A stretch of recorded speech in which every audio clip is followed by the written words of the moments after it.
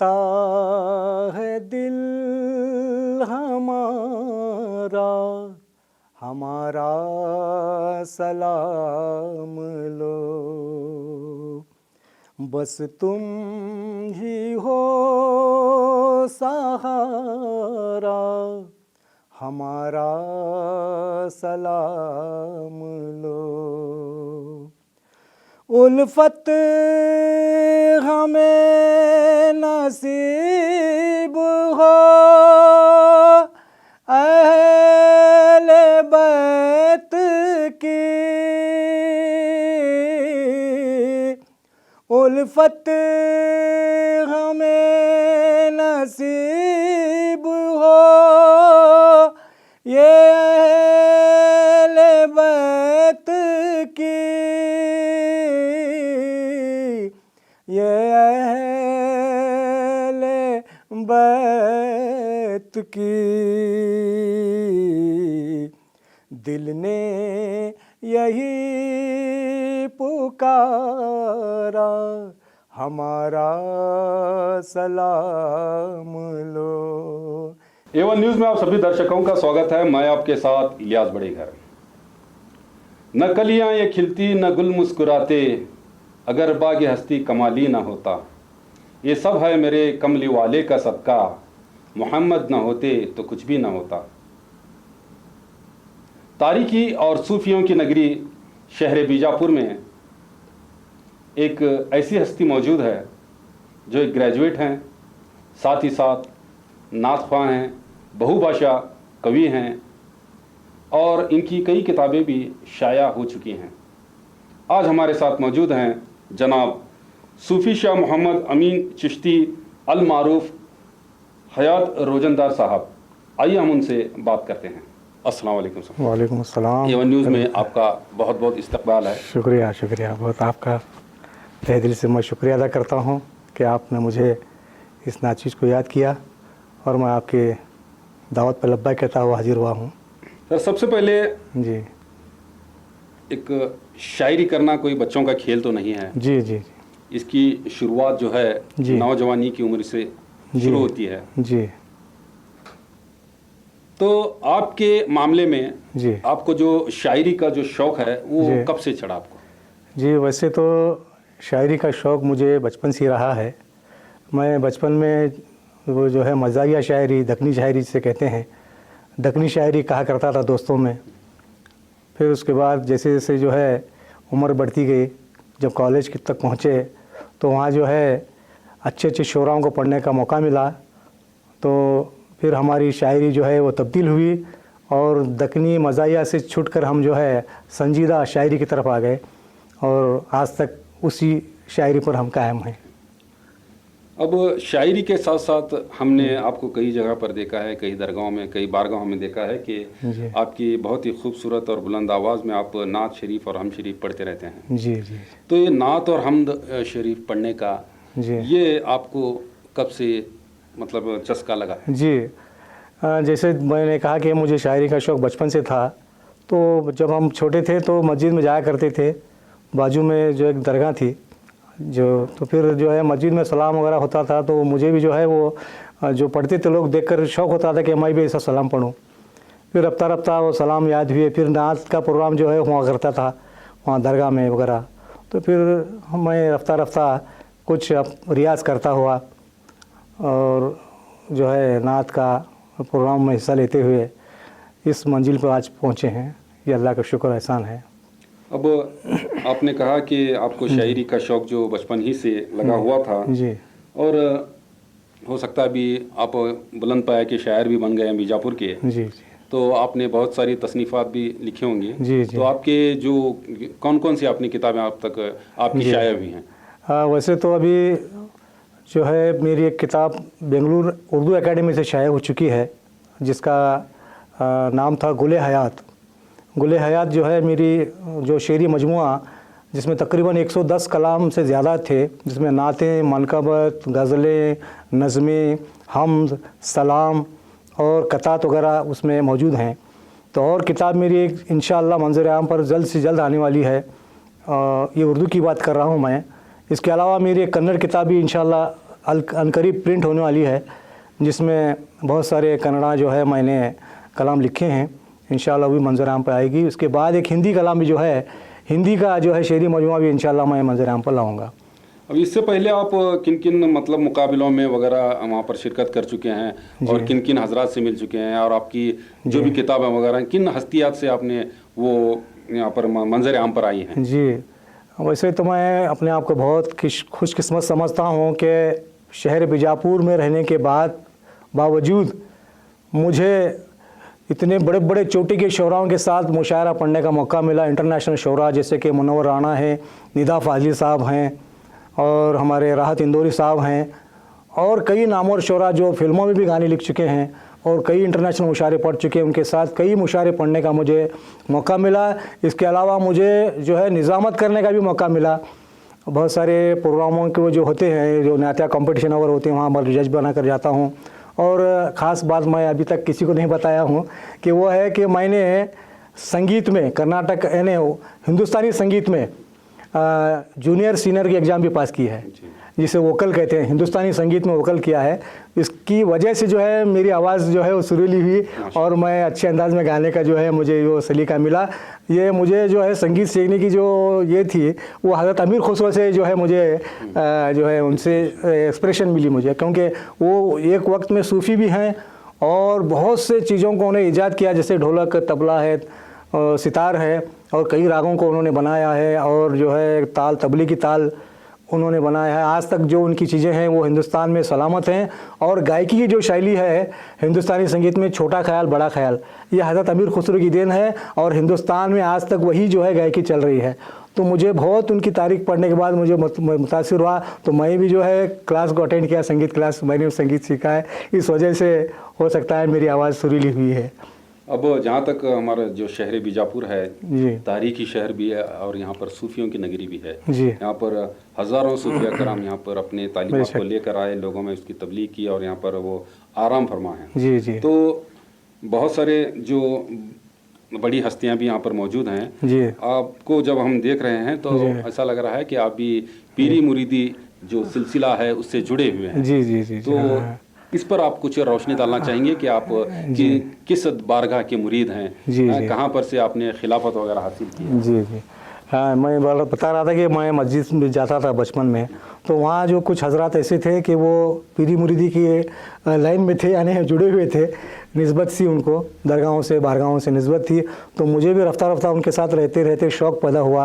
तो मैं भी जो है मैं जस्ट PUC पढ़ रहा था, तो मुझे जो है इत्तेफाक हुआ सैयद शाह बदरुद्दीन चिश्ती रहमतुल्लाह अलैह, जो कप्पल शरीफ में रहते थे, उनके हाथ पर मैंने बैत की 1990 में।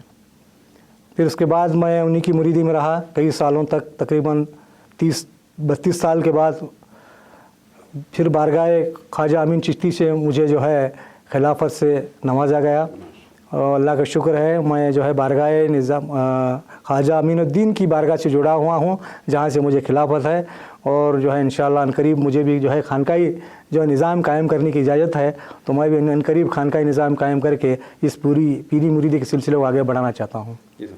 अब ये तो आपका जो प्रोफेशनल लाइफ है, जी, मतलब आपने बहुत सारी शायरी की और माशाल्लाह आप हमद और नात बहुत ही बेहतरीन तरीके से पढ़ते भी हैं। जी, जी, और बहुभाषा कवि हैं, आपकी किताबें भी शाया हुई हैं। इनके अलावा आपकी क्या मसरूफियात हैं? हाँ, इसके अलावा जो है पहले मैं कारोबार करता था, बिज़नेस था मेरा, मगर चंद सालों से जो है हमारे बाप दादा का ये था ये मशगला कि वो भी जो है हकीमी करते थे, अमलियात करते थे।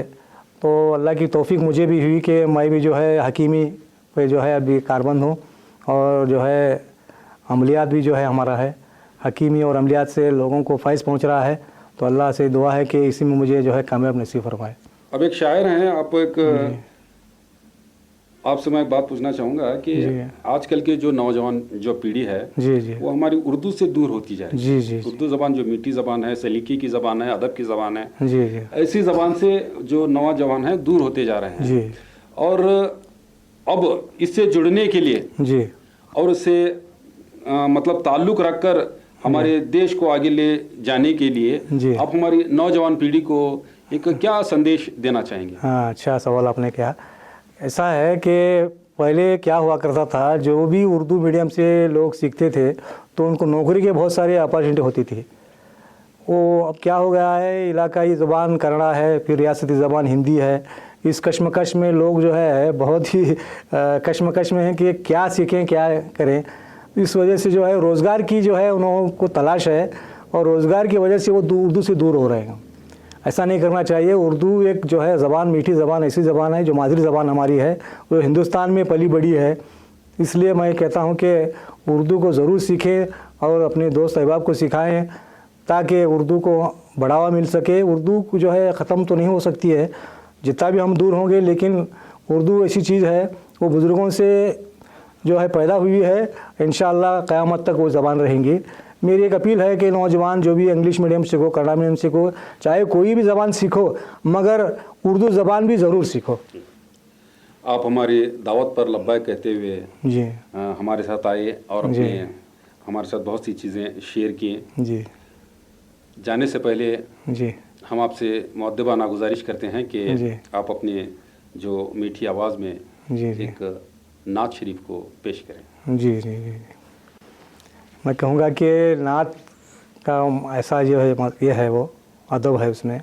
तो इब्तिदा मैं नात के 4 मिसरों से करूँगा कि नात कहना भी तो इबादत है, नात कहना भी तो इबादत है, नात सुनना भी तो इबादत है, और चाहत में हयात यूं नबी के, और चाहत में हयात यूं नबी के, बज़्म में आना भी तो इबादत है, बज़्म में आना भी तो इबादत है।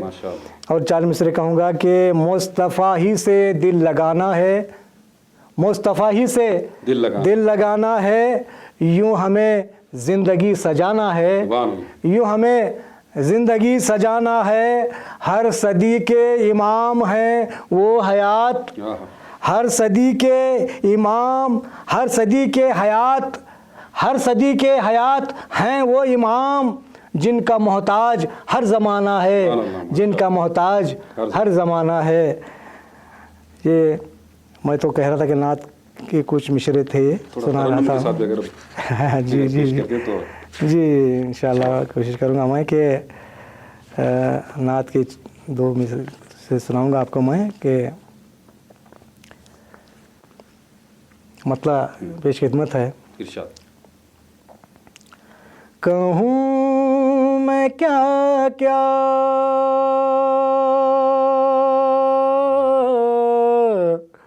हुआ है, क्या क्या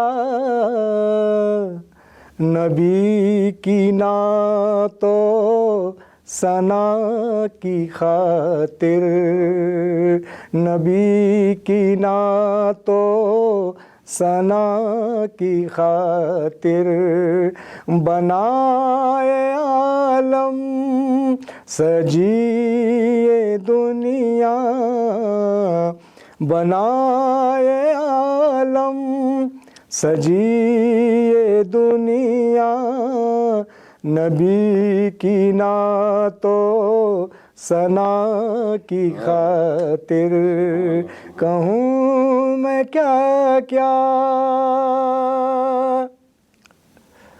मक्ता पेश कर रहा हूँ। ज़हूर आलम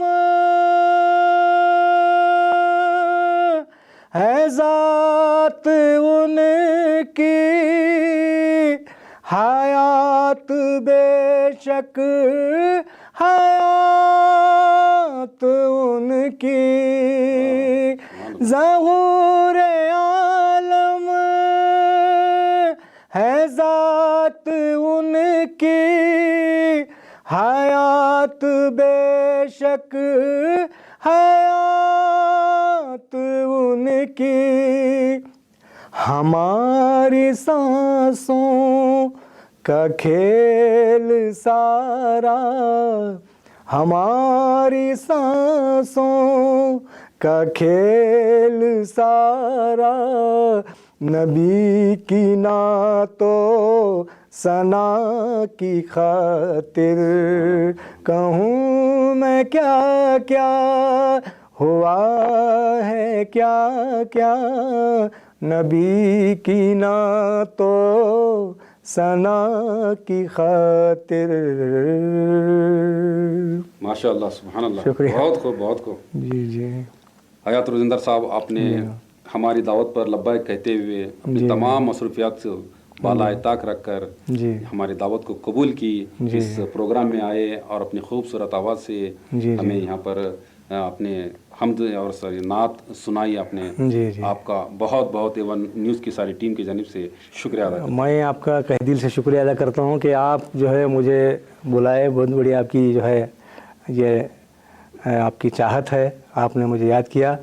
मैं चार मिसरों से आपको आपके चैनल को मुबारकबाद देते हुए चार मिसरों से अपनी गुफ्तगू ख़त्म करता हूँ कि यूं वतन को सजाएंगे चलो, यूं वतन को चल, यूं वतन को सजाएंगे चलो, क्या बात है। फ़र्ज़ अपना निभाएंगे चलो, क्या बात है, क्या आदमी को हयात अब हर एक, आदमी को हयात अब हर एक, फिर से इंसान बनाएंगे चलो, सुभान फिर से इंसान बनाएंगे चलो।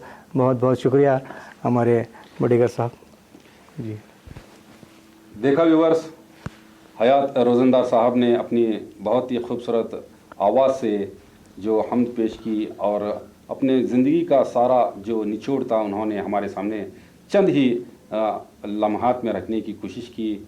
आइंदा इसी तरह से हम और भी शोरा कराम या दूसरे कलाकार जो भी हैं, हम उनसे आपसे रूबरू कराते रहेंगे, आपसे मुलाकात कराते रहेंगे।